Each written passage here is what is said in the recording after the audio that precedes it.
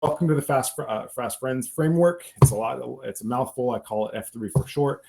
This is the second part of a three-part series of how we approach bar consulting and delivering profitable bars for clients in a very short amount of time. But the Fast Friends framework is designed for bar owners, bar managers, front of house workers, as a trainable but unforgettable system that you can teach anybody how to use it in just a couple of minutes. And once you see it, you can't unsee it. You'll start to see it everywhere, actually. But this is just kind of putting a bit of consumer psychology, a bit of behavioral economics into what we do every day as far as the steps of service training. So this is a kind of indispensable training. Hopefully you can use it, rip it off, explain it to people, tell people that you came up with it. It doesn't matter to me because I did not come up with any of this stuff. I'm simply compiling a bunch of information that I've used in my 10 years behind a bar, my 10 years as a bar consultant, and a bunch of books that I've read about how people think, how people make decisions, and the burden of decisions. So on the bottom right of your screen, you're going to see a chat button. So if you have any questions, thoughts, ideas, anything you want to discuss as part of this, I'd love for you to just put in the chat right now that, hi, I'm here, hi. Because right now, I'm a little nervous that there's so many people here, actually. I didn't expect that. And if you're a consultant, if you're a bartender that's kind of ambitious, then I'll show you how we use this content in other ways to help you present your offers and stuff like that. So this is the Fast Friends Network framework. This is an integral part of what I do with all of my bar consults, because this is a retention mechanism. It's a steps of service training. And this is how we get people to have a better experience with us. So hi Emma, thanks for being here. So I got two screens going here. Hopefully that I got this figured out right. But as you can see, I am a master slide builder in Google Slides. So hopefully you can see how amazing this is. The color in this whole presentation is going to come from your questions and your ideas. And again, this is going to take about 20 minutes. It's for bar owners, bar managers, bartenders who want to help with guest retention. So without further ado, the Fast Friends framework. Be sure to use the comments. That's what I'm reading on the other screen. So new people are 100% the lifeblood of a new bar and restaurant. We have a very, very short amount of time to make any kind of impression. And we're trying to make a positive impression here. We're trying to get people to like us, right? So people don't buy things from people that they don't know, like, and trust. So it's hard enough to get people to come into the door for the first time. And so we're trying to get them to come in for the second time, because that kind of growth is what is required to not thrive, but to survive. Like, you have to, in order to maintain your presence, as in pay your bills, pay your payroll, pay your taxes, you need people to come in again. That's just the way it is. It is a cutthroat business. There's extremely low margins, and it's very difficult to survive. So when they get there, it's a battleground of expectations, perceptions, assumptions, entitlements, comparisons, and all the normal stresses of everyone's life. And also, and also we're talking about the guests here too. So both the staff and the guests have all these things that they bring into their experience when they come into you, and that's a lot to manage. We have to be empathetic when we're thinking about that. So becoming friends with your customers very quickly solves a lot of other problems downstream. So you don't hassle your friends about their little foibles because they're your friends, and you're not a dick, so you're nice. And so becoming friends is a very important part of the whole conversation that happens inside of their mind. So these are problems that help bars and restaurants survive in an already typically hostile environment. So I don't know, I'm based in New York. And they issue way more liquor licenses and leases than the market has the ability to serve the market. So it's hyper competitive, and that's what leads to a massive failure rate. So this presentation is for bar owners, for bar managers, for bartenders, servers, front of house people who want to step up their game. And the objective is quite simple, and we're trying. Hopefully, it's easy to remember. And easier to train. So if you're here, if you RSVP'd for this, then I will send you an email with a specific training checklist of all the things that we go through to train people. And it's hopefully very easy to implement. It's literally we do this sometimes in 5 minutes in pre-service. So we want to make sure that the staff feels good about this, because they are setting the tone, they're setting the expectations, and they are implementing this process. And this is all in service of making the guests feel welcome, feel happy to be there, and also, more so, you'll see that I get into this quite considerably, is that we're relieving them of the burden of decisions. Right. So this creates measurable results, and it shares meaningful hospitality. And it entices guests to come back with a friend. So if I were to break down the success versus failure of a bar and restaurant, it is, does a guest come back? That is maintaining. Do they come back with a friend? That is a successful bar. And if you do that a reasonable percentage of the time, as low as 10% of the time they've come back with a guest, you will have more business than you know what to do with. And then you're thinking about other operational issues. But if a guest brings back a friend, you do not have to worry about money. So we're trying to also entice guests to leave a review. We want them, there's a lot of studies about this, but most of the time, if you just ask them to leave a review, they'll do it for you if you make it very easy for them. So what are the things that we like to measure? We like to, if you've ever heard of the Net Promoter Score, anybody ever heard of the Net Promoter Score? Put it in the chat if you yes, what is a good Net Promoter Score for anybody who knows that whole thing? So Net Promoter Score, also known as NPS, is a scale of 1 to 10. Would you recommend this bar or restaurant to a friend or a family member? Right. So it's very cutthroat. It's not what you think it is. We'll get into Net Promoter Score in just a little bit, but we're also looking at the number of reviews. We want the number of reviews to grow and increase as the days and weeks go by. And we're looking for loyalty and retention. That means just bringing a friend by. And so there's a bunch of different things that you can do to influence these different elements. But if you're not thinking about these things and measuring these things, then you are seriously running the risk of going out of business, like 80% of bars and restaurants over 5 years, 67% in the first year. These are shocking statistics. So we all understand the challenges that bars and restaurants have every day. There's massive compliance. There's always somebody shaking you down for some sort of a tax or some sort of a fee, or you're waiting on a permit. That's all compliance. Competition. There's probably 2 other bars on your block. 2 other bars and restaurants on your block. At least in New York, it's like the bars are stacked inside of each other. It's insane. Low profitability. So most of the time it's very difficult to make $1 out of 15 cents, and so it's actually closer to 5 cents out of $1. So so profitability is, looking for profitability and find out where you can shave dollars off is part of a different part of the program. But low profitability is a massive problem. So F3 is part of a 3-part blueprint for bars and restaurants to address the most critical areas that cause 67% failure rate in the first year. 80, and it's I think I missed a slide, 80% failure rate over 5 years. And these are, it depends on the study that you look at, but it's grim. It's crazy. If I were an investor looking at these stats, I'd be like, why would I ever invest in a restaurant? You wouldn't. So this is the first part of the 3-part. So F3 is the Fast Friends framework, what you're about to get right now. And then the second part of this is reputation management, which leverages AI and automation to ask people for a lot of reviews, influence reviews, and get people to come back. And then Tidy Ops is basically where we look at your documents and find out exactly where the operational efficiencies are on paper, and that includes do not reorder stock. That means like stock efficiency, menu economics, that kind of stuff. So these 3 things combined are what we look at, what I implement for every bar and restaurant client to make sure that they are actually able to make money. All right, so all this stuff is going to be for free. It's going to be available on barteams.com, and I would love for you to join the community if you possibly can. Because that's if you're here, then that means you have at least a little bit of ambition, and that's where the conversation starts for bar people that have ambition. So head over there. It's a free community. There's nothing to buy there. So let's talk about the controllables. What we can control are the guest and the staff experience. We can control our processes, and we can measure the results of those activities. What we can't control, and this applies to guests and the staff, is the human experience, the part that what somebody's day, they have shit jobs that they hate. They have a tough boyfriend or a great boyfriend. I don't know. They have no boyfriend. I don't know. They feel bad that they can't spend time with their pets. And so they're any number of things. They're carrying around this baggage with them all day long.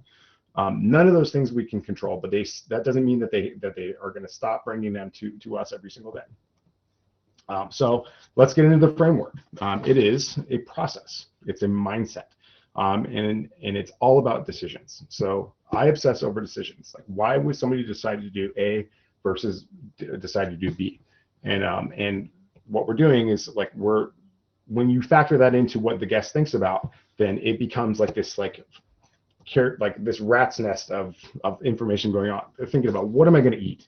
Where am I going to eat? Where am I going to sit? What is that? But what they're actually thinking about is way more complicated than that. They're thinking about, what are other people going to think of me?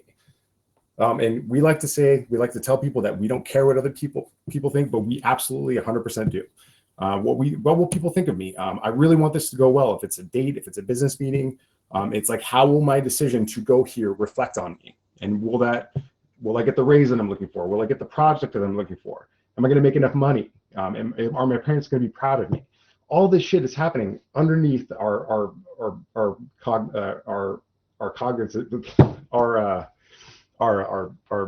that we're thinking about. So, am I going to be successful? And ultimately, am I going to be happy? So these are only a few of the things that go through people's minds every few minutes.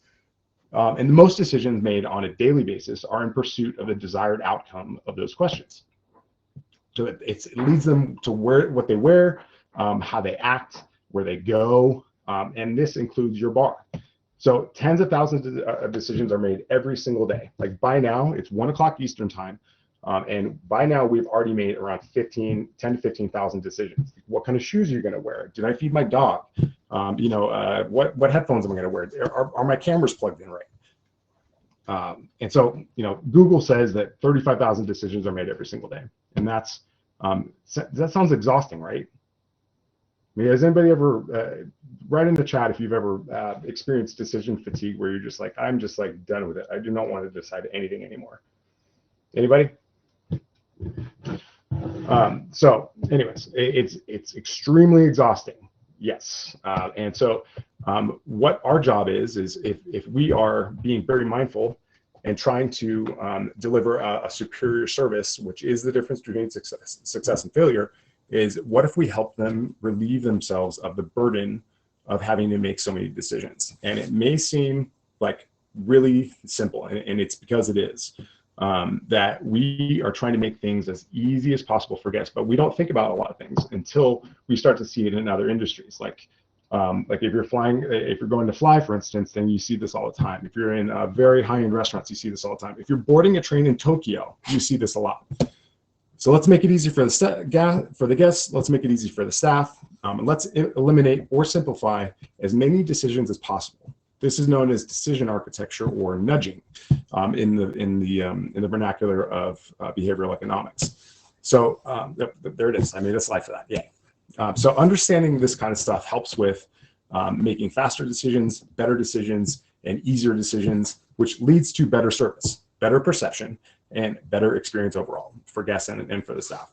So a better experience means a better reputation. Better reputation means easier discovery.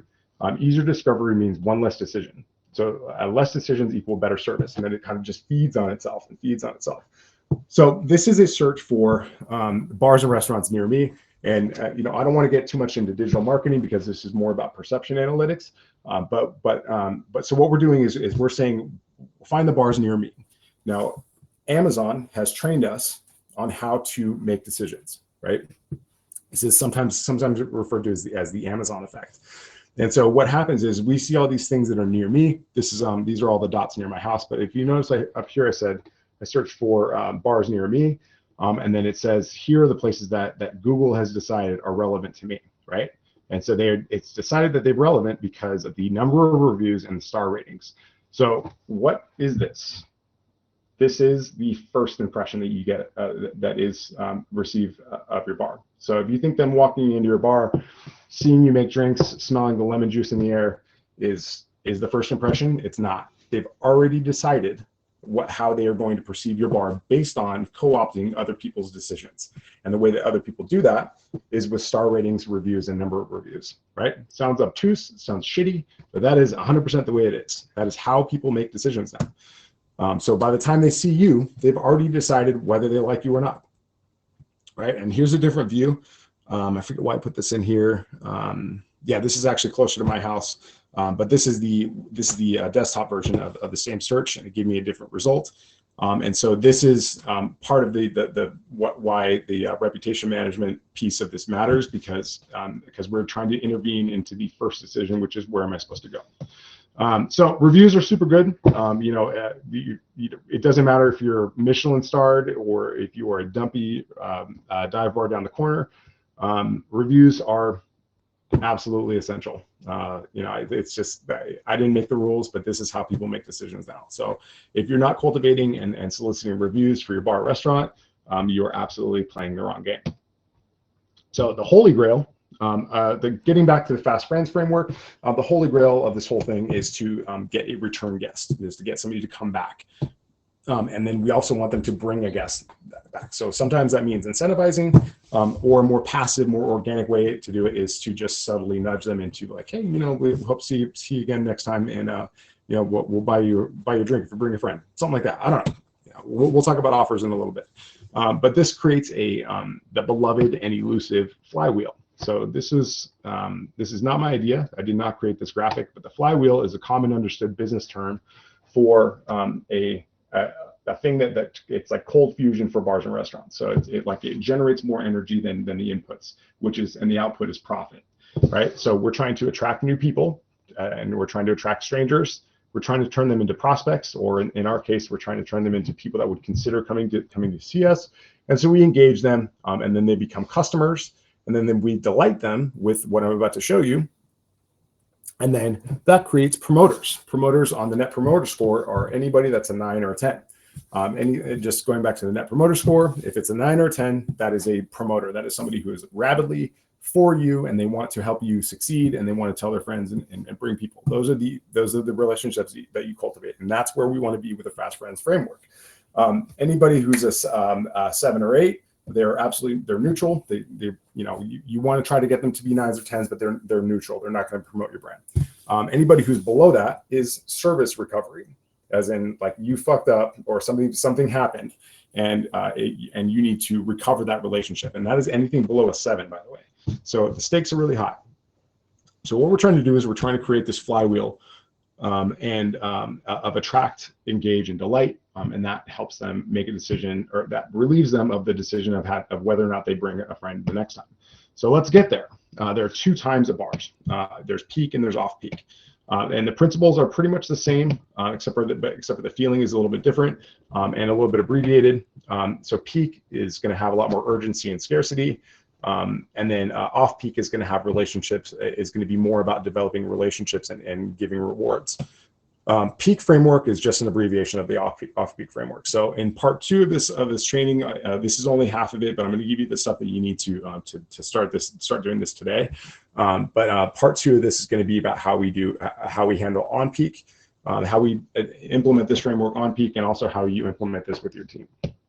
So most of the steps of the process happen so fast that you don't even think about it. But universally, regardless of what you're selling, people buy things from people that they know, like, and trust, right? And so you can't develop that relationship by looking at Google reviews. So we have to develop that like real fast. Like if we're not developing that in the first couple seconds, then we've already lost. And people are petty. They hold on to things a lot longer than we would like.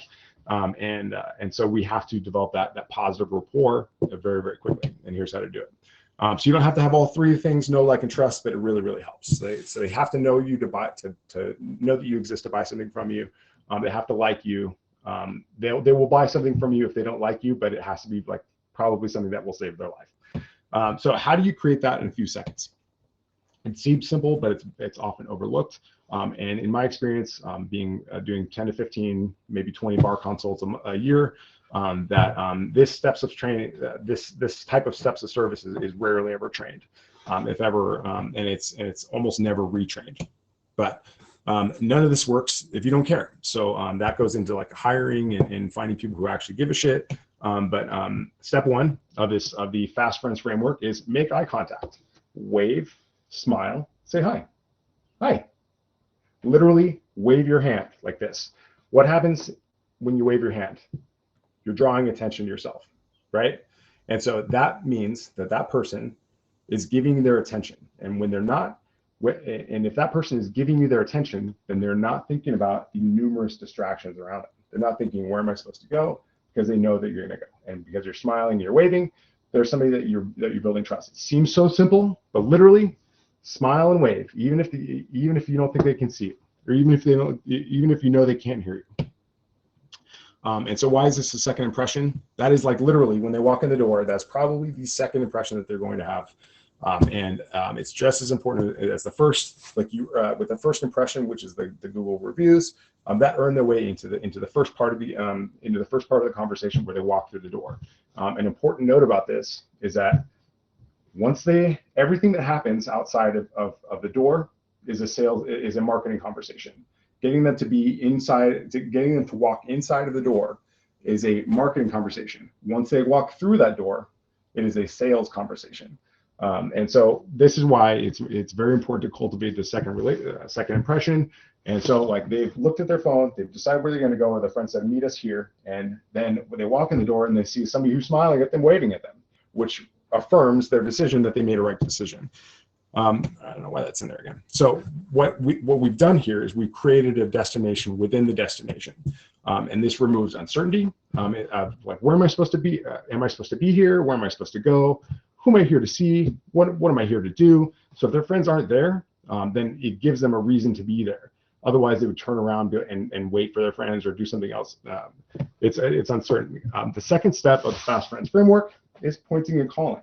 And so you may have seen this if you've ever been to any, they actually do this in New York City subway as well. But in order to make sure that they follow certain rules, they will point it out and call it out. Say, I've seen this sign. That sign is that we're ready to go. It's time to move. And so what we're doing is we're saying, come here, do this. And not only are we enforcing a step of service, but we're also calling it out to ourselves to reinforce that we are making sure that this step is being done. And so we are waving our arms and we are literally getting people to come in and pointing to where we want them to go. And that's another very important part. And if you have table service, then this is the point where we'd mark the table. And that could mean like placing a napkin, placing a coaster, but we mark the table so that we've acknowledged that there's something different as a result of them being there. And there's a thing that happens right there. So again, this removes uncertainty. How do I get there? Where do my bags go? Where's the bathroom? What's about to happen? Are they coming back? And so you've answered all these questions, which are the underlying questions that are happening in their subconscious. So once this happens, then the clock really begins, and we talk about table turn times. We talk about service times all the time, but this is when the clock really begins on that. So the third step on this in the Fast Friends framework is to establish a rapport. And so the three elements of establishing rapport are introduce, notice, and reward. Right? So introduce yourself. Hi, I'm Jason. We've been told to do that, but hi, I'm Jason. That's easy, right? Notice something. And this may seem kind of corny and tacky, but it works. People like to be complimented. They like to be noticed. And also it makes it more personal for you. So when you're talking about shifts that are, 12 hours long that feel like they're an hour long, when you develop this kind of rapport with people, then it's, things go a lot faster. So, hey, I like your scarf. Hey, what's up? I'm Jason. I like your scarf. Hey, what's up? I'm Jason. Thanks for coming in. Reward the action. Thanks for coming in tonight. This creates, so what we're doing is we're saying you made the right choice. You're a smart person for doing this. You're in good hands. And we're answering the questions. Do I belong here? Is this place safe?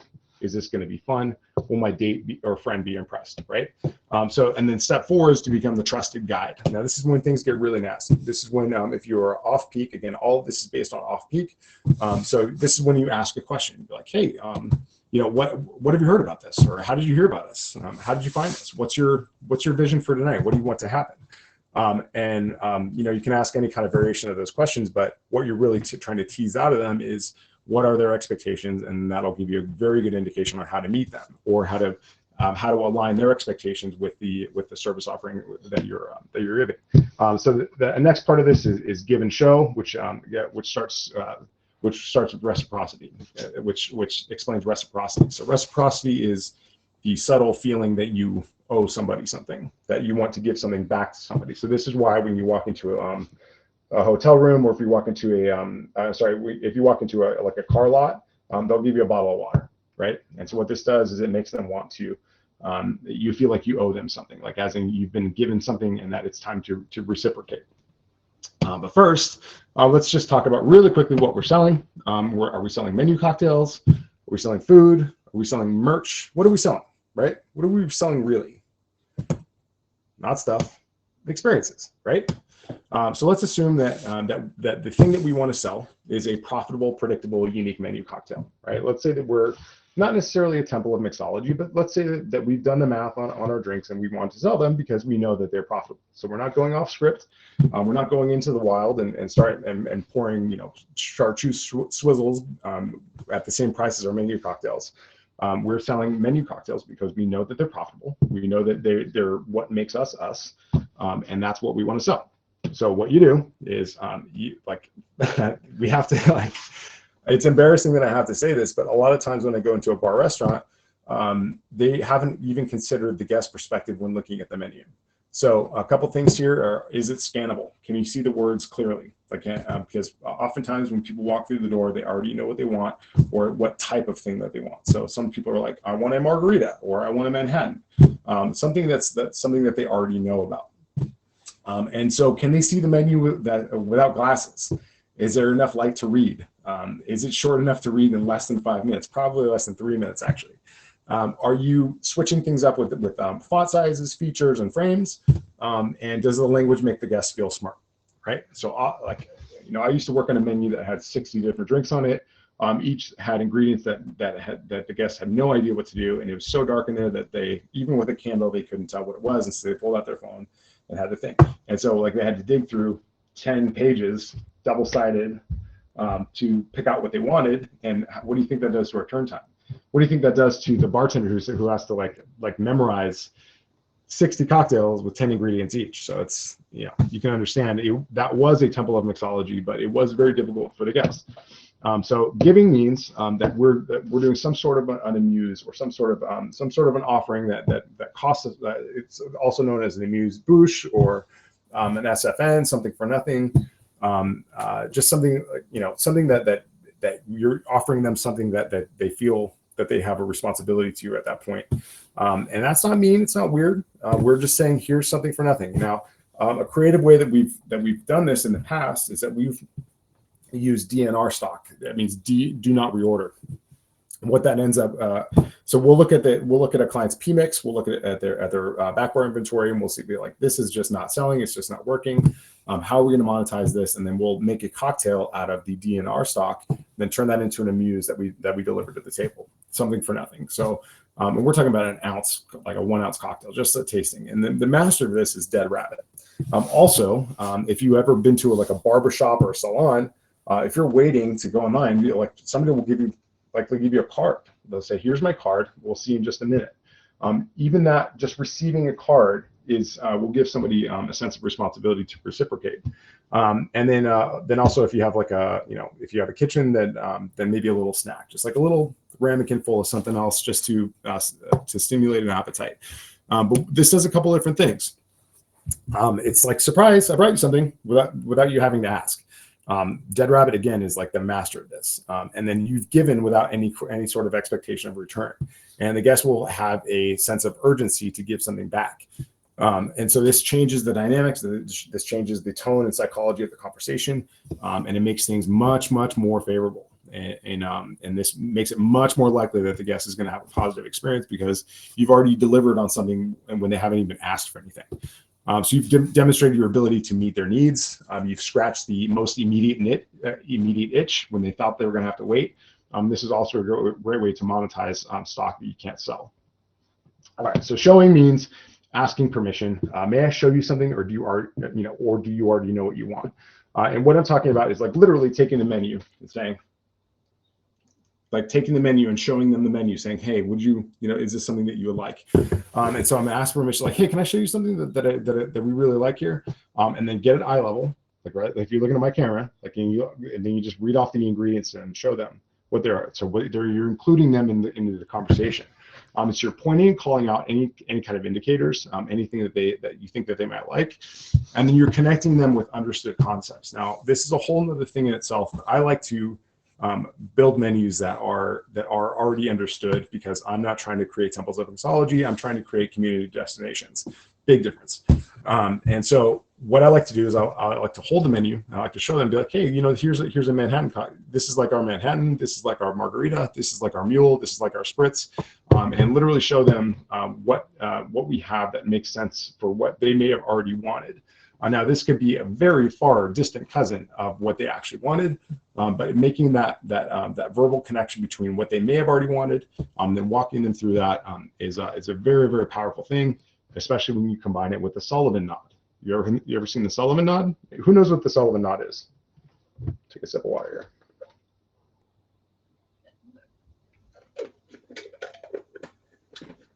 All right, so the Sullivan nod is when you actually literally nod your head yes on the thing that you want them to try out. And so, if you worked at a steakhouse, you'd be like, okay, we have a center cut today, or we have the sirloin, or we have the fillet.